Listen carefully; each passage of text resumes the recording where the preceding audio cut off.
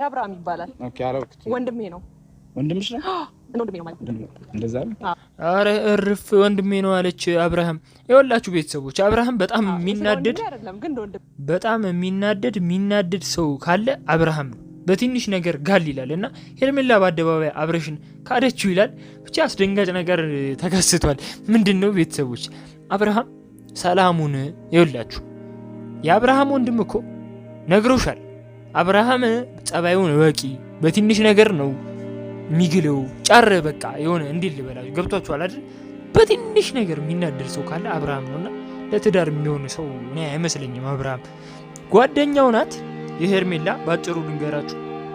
ሄርሜላ ጓደኛው ናትና የሄርሜላ ጓደኛዋ ነውና የበፊት የሃይስኩል ሄርሜላም ዛሬ የምንማርበት እንዴት ነው ሄርሜላ አለመካድሽ በጣም አንደኛ ትችያለሽ።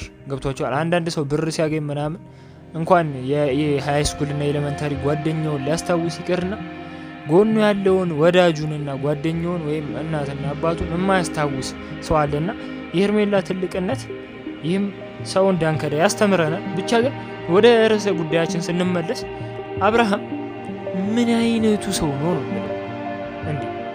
ምን ለምን ትናደዳለህ? ሄርሜላ እኮ ፕራንክ እያደረገች ነው፣ የቀልድ ነው እኮ። ልጁን ደግሞ ቤተሰቦች አላስተረፈውም ነው የምላችሁ። ቀጥቅጦ ልጁ ፈታ ያለ ያራዳ ልጅ ነው። ይመቸው እንዴ በቃ ልተዋወቅ ነው የመጣሁት። ይሁት ዳንሱ ብትሉ ምኑ ብትሉ አብርሃም ግን ኩስትር ብሎ በእናትሽ እኔ አብርሃም በእናትህ እኔ ተው ይሄ ጉማሬ መሰለ ጸባይህንና ፊትህን እዛው አርቅን።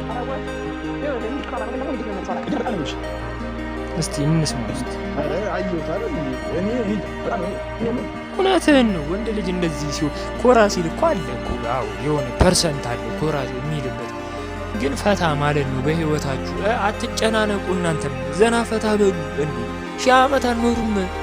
እኔ 100% ልንገራችሁ እንኳን 1000 ዓመት 100 ዓመት ሁላ እኔ ፈጣሪ ከፈቀደላችሁ ትኖራላችሁ እንጂ ይኸውላችሁ ፈታ በሉ። እንንገራችሁ ገንዘባችሁን አጥፉ ሳይሆን ፈታ በሉ። በቃ አትጨናነቁ። ዛሬ አዲስ ቀን ነው፣ ነገ ደግሞ አዲስ ቀን ነው። ምንድነው ህይወታችሁን ከፍላችኋል እንዴ በገንዘብ? ለገንዘብ ብላችሁ አትጨናነቁ።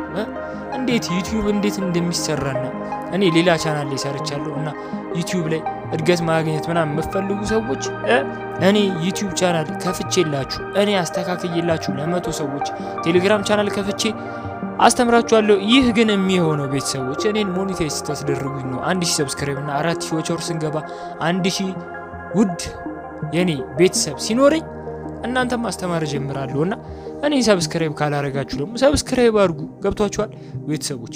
እና የኔ ውድ ፋሚሊዎች እናንተን ለማስተማር በየትኛውም ሰዓት በየትኛውም ጊዜ ዝግጁ ነኝ። ብቻ እኔ ዛሬ አብርሃም በጣም አናዶኛል። አብርሃም ያናደዳችሁ ኮሜንት እስቲ ጻፉ። እስቲ ዝም ብላችሁ አትመልከቱ።